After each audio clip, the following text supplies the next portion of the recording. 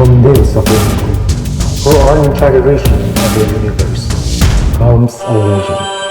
The legend of Voltron, defender of the universe, a mighty robot loved by good, feared by evil. As Voltron's legend grew, peace settled across the galaxy. On planet Earth, a galaxy alliance was formed, together with the good planets of the solar system, that maintained peace throughout the universe, until a horrible menace threatened the galaxy. Voltron was evil once more. This is the story of the Superforce space explorers, specially trained and sent by the Alliance to bring back Voltron, defender of the universe.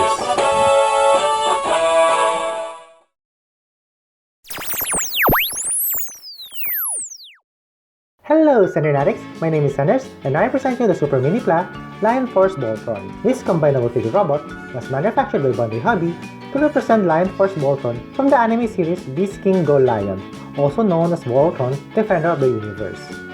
The length of its box measures almost 12 inches, its height is about 7.5, and the thickness is exactly 3 inches. The front of the box shows a picture of the Lion Force Voltron in a nice outer space background on blue and orange shade. On the shorter side of the box, you will see a portrait of Lion Force Voltron.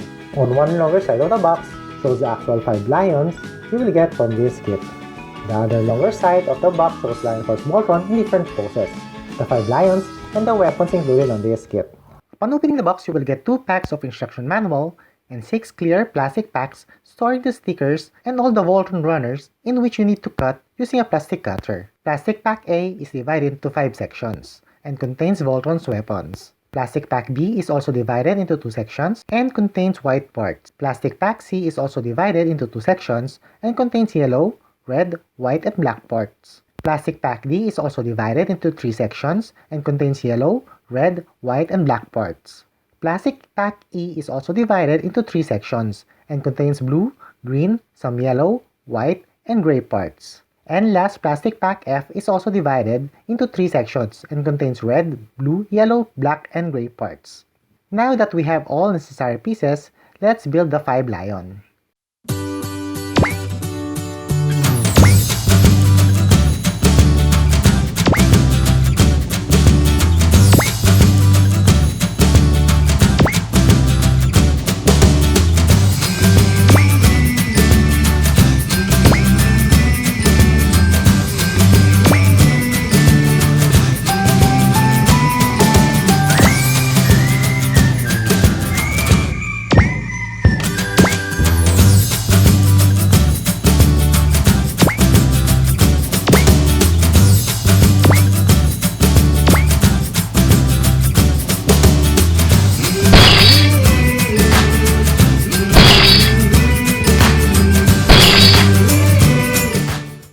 Now let's take a look on one Lion Force Voltron, the Red Lion. On Voltron, Defender of the Universe, the Red Lion represents the element of fire and magma. This lion was piloted by Lance Charles McLean. The Red Lion model was nicely detailed. It has a rectangular body and can transform into one of the Voltron arms. A red weapon can be pegged on its mouth, and on each shoulder, you can attach lava cannon on the right, while the left shoulder wields the plasma flash cannon. The blazing sword is also included on this kit. The green lion, on the other hand, represents wood and plant elements. This lion was piloted by Darrell Page Stoker. The green lion model was also nicely detailed. It has a cylindrical body, which is different on the red lion, and can also transform into one of Voltron arms. It also has a green weapon which can be pegged on its mouth, a basic laser cannon, and a spinning shooting star blade weapon projectile.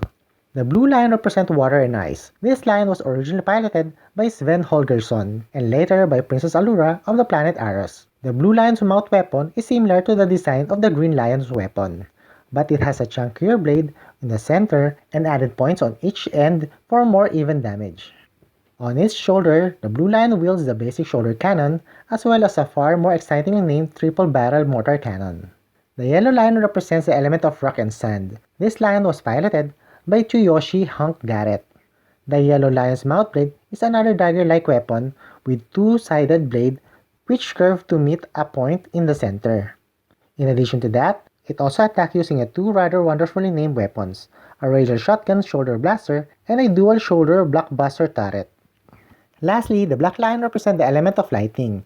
The black lion is the main torso of Voltron, and therefore the most massive lion present. It is mostly covered in black for its limbs and mouth. It has yellow eyes and pointed ears, as well as a red plating with a crest on its chest. This lion was piloted by Kit Akira Kogane. It is a fairly straightforward build and the most unique lion in the set, but compared to the other four, something definitely feels off about the proportion, particularly the head and the neck, with the former seeming far too small and the latter too long when placed on the boxy body. The Black Lion's weapon is a twin-edged mouth blade and twin rotary cannons. The cannons are fairly basic looking weapons, but they do add a nice bit of heavily armed symmetry to the model. Now that we have completed the 5 lion, let's form Voltron Force. Activate interlocks. Dino terms connected. Universals up. Mega Thruster R go. Let's go Voltron Force.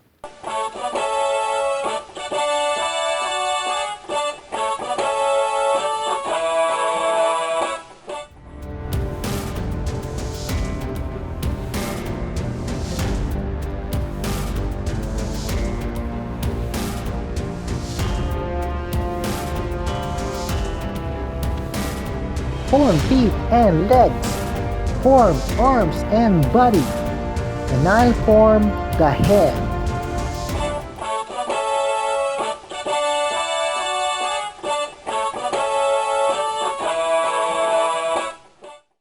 This is the form in which this kit is most impressive. It so easily clicks into place and stays there. For all of its pieces, it isn't fragile and doesn't topple easily. The lions may look pretty cheap on their own, but when fully assembled, Voltron does not. It also helps that it comes with these neat precast chrome weapons. Measuring 6 inches tall, this articulated Voltron was good especially if you're collecting a 1:144 scale Gunpla models and Bandai MiniPla. When the 5 lions are combined together, this set truly begins to show off.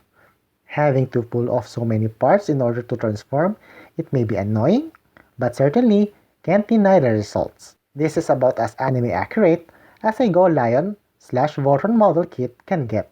In the pursuit of being as anime accurate as possible, Bandai have included alternated heads for each of the 4 lions' limbs, all of which are much more bigger and so naturally look far better when used as feet and hands.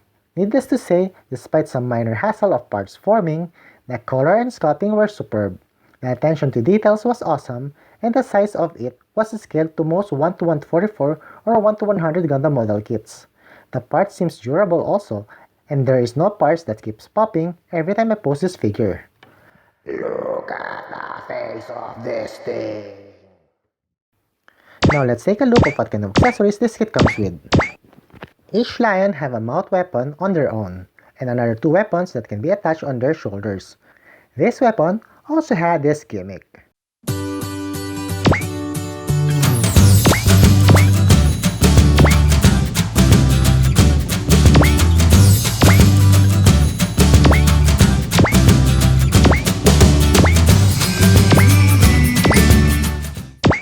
This weapon can also combine so Voltron can use them. It may look silly, but still a great way to add a play value.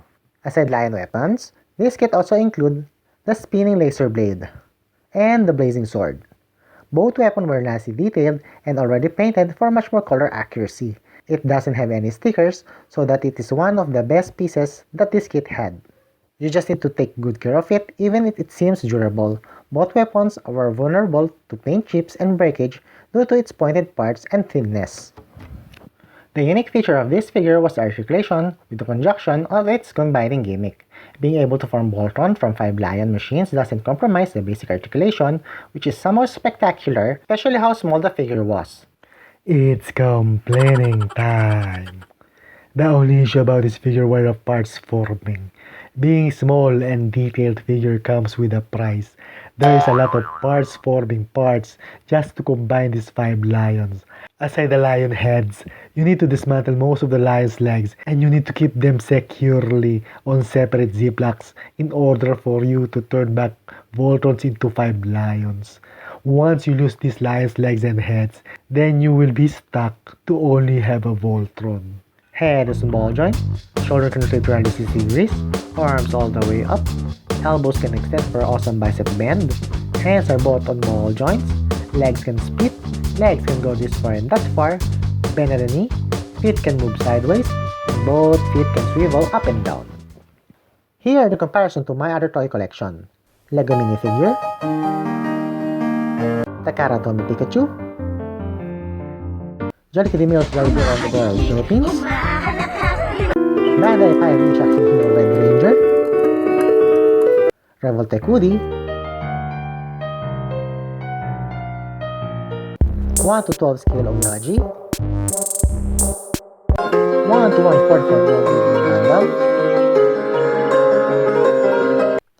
and to the mini action toys Combatter V, Volus 5, Dimos, and Deltamus. Overall, I will give this toy this space reaction. Super MiniPla Lion / Voltron is a great looking kit and really pushed the anime accuracy of the Super MiniPla line to the new level. But somehow, it still leaves a lot to be desired. If you're looking for one specifically in the scale that works with the rest of the line, then it's fairly good choice. If you don't mind stickers and are willing to put in the work up front, this Voltron is always a good kit to add on your collection. This is my personal review, our point of view, and see you next time for more!